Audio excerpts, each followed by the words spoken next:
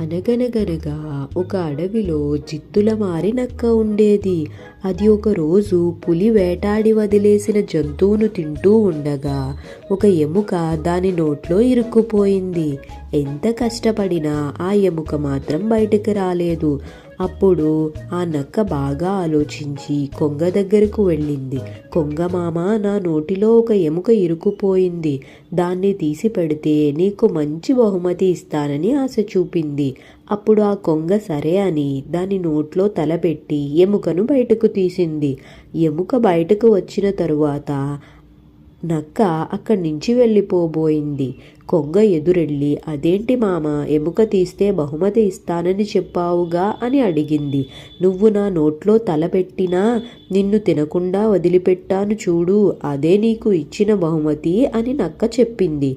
ఈ కథ ద్వారా మనం తెలుసుకునే నీతి ఏమిటంటే, చెడ్డవాళ్లకు సాయం చేసినా వాళ్లకు కృతజ్ఞత ఉండదు.